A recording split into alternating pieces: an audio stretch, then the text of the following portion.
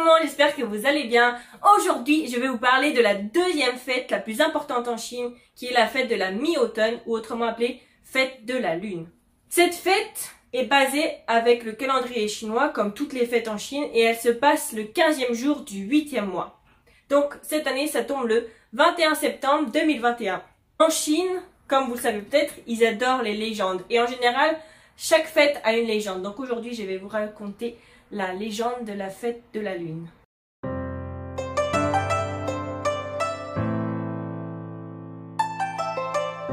Je vais mettre une vidéo en même temps que je parle, comme ça vous pouvez voir les images, ce sera plus intéressant.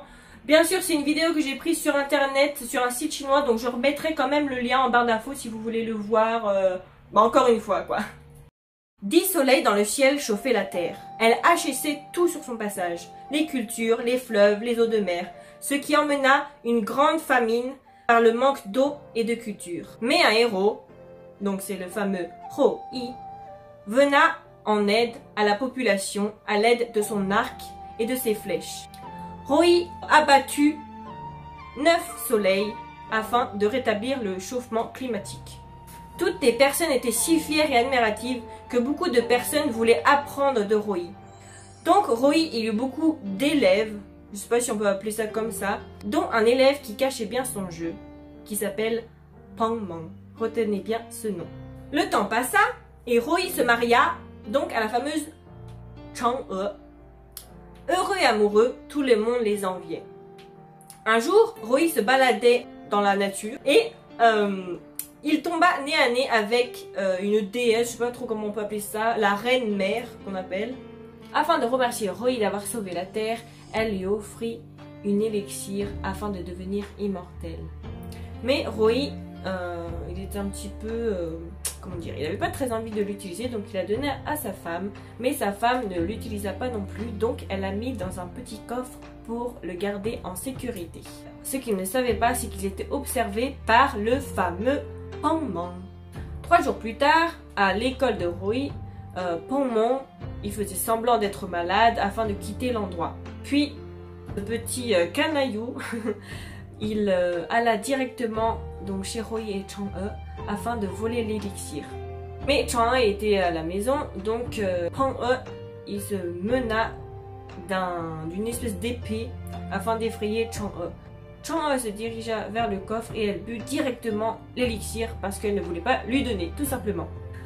Mais une fois qu'elle eut bu l'élixir, elle commença à grandir et à s'envoler dans les cieux vers la lune. Chang-E résida dans un palais appelé Guanghan, si je dis pas de bêtises, et elle avait juste un seul compagnon qui était un petit lapin de jade. Le soir, Hou-Yi rentra chez lui et vit tous les habitants pleurer. Et il se douta de quelque chose. Il était très énervé, il s'est mis à pleurer car sa femme avait disparu, il cria son nom et cette nuit-là, il regarda la lune et il se dit qu'elle n'était pas comme d'habitude. Elle était beaucoup plus lumineuse et beaucoup plus ronde que jamais. Il regarda la lune fixement et il vit le reflet de sa chère Chang-E. Cette nuit-là, Hou-Yi faisait un culte pour sa femme. Il y déposa des fruits, des choses à manger, des encens, etc. C'est ainsi que tous les habitants, depuis ce jour, depuis la disparition donc de Chang-E, ils se rassemblaient en famille pour partager un repas et souhaitaient à celle-ci une vie paisible. D'ailleurs, il y a quelque chose à rajouter, c'est un petit peu comme le Noël chez nous. En général, on fait croire aux enfants qu'il y a le Père Noël, etc. Et en Chine, ils font croire que ce jour-là, donc tous les 15e jours du 8e mois, si on regarde la lune, on peut voir donc le reflet de Chang-E et on fait croire aux enfants en gros que Chang-E, elle habite toujours dans la lune, donc du coup les enfants ils sont assez excités ce jour-là et ils regardent la lune pour voir s'ils arrivent ou non à l'apercevoir.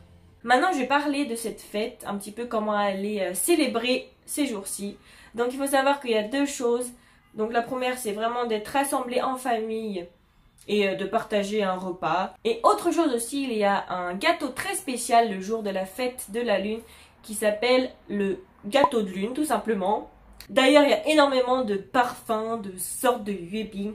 D'habitude c'est plutôt traditionnel, on va dire Ils sont assez simples si je peux dire, mais maintenant c'est vrai qu'il y a énormément de formes, énormément de goûts. Il y a au chocolat, il y a quoi? Il y en a énormément. Il y a même des grandes marques comme Starbucks maintenant qui font des gâteaux de lune. Il y a même des formes un peu plus mignonnes. Il y en a en couleur, etc.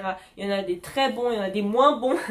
D'ailleurs, je vais vous présenter aujourd'hui le gâteau de lune que je préfère. C'est celui à base de jaune d'œuf salé avec de la crème, il y a du beurre. Et à l'intérieur, ça fait un espèce de coulis. Mais c'est tellement bon. C'est vraiment mes préférés.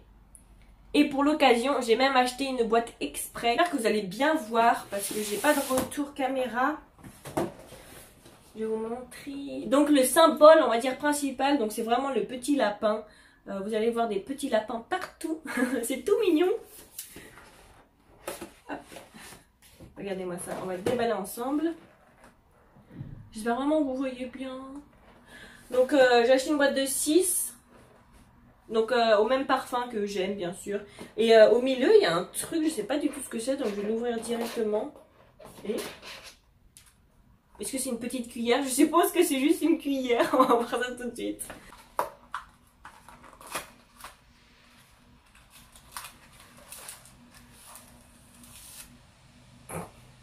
Bon, c'était juste une petite cuillère et un couteau. Et voilà. J'espère que vous voyez bien surtout.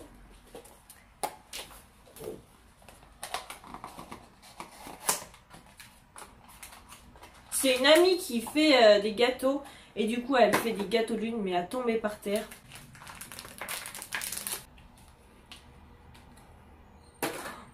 Ça sent tellement bon. Oh, j'adore. Est-ce que vous voyez bien?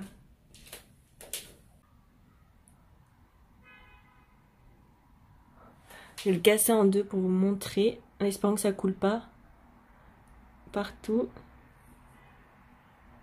Oh là, c'est un fail.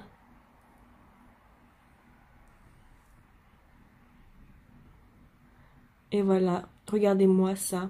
C'est super bon. Magnifique.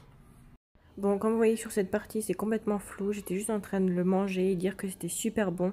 Si vous avez l'occasion, surtout prenez ce parfum-là et puis voilà quoi. La vidéo est terminée, j'espère que cette petite histoire vous a plu. Aujourd'hui on est le 20, donc c'est la fête de la lune, c'est demain. Je vais être en famille du côté de mon mari. Du coup j'essaierai de vous faire des petites photos, des petites vidéos. Donc n'hésitez pas à me suivre sur Instagram si vous voulez voir tout ça. Dites-moi aussi en commentaire si vous avez déjà goûté des gâteaux de lune et si vous avez aimé.